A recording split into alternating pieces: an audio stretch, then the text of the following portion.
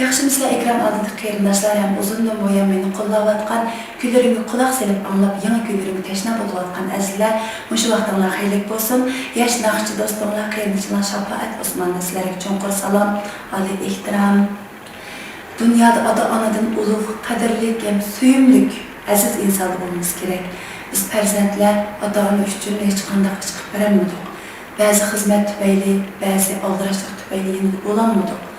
Putlarını tutanmadık, çaşlarını tarayamadık. Dada, ahvalınız qandaq, man qandaq sözünüz var. Ana, qandaq derdiniz var. Meni sevindiniz mi? Dep sevingan amın yine de bolamadık. Men hem şunun içinde. Bugünkü Analar Bayramı üçün hem şunaqla kelivatqan Adalar Bayramı münasibəti bilen qadirdan dadamga, mehriban anam üçün alohida teşekkür köylerimni yangratmoqchiman. Dada, abba, caba çektimler. Bəxtimiz üçün aman buluşunlarını tileymen.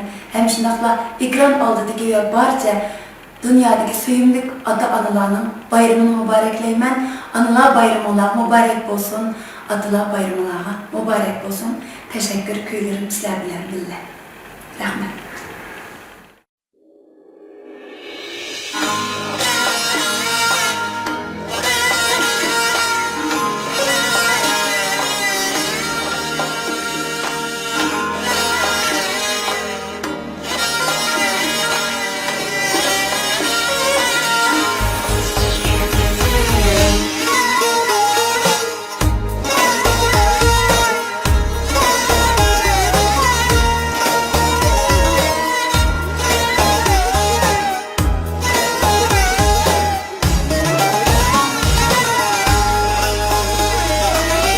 Dadam keçken şu geciklerini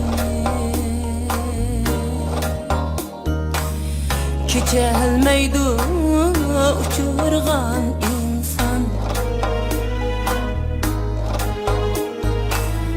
Anam bergen çin muhabbetini Mana hiç kim kılamaz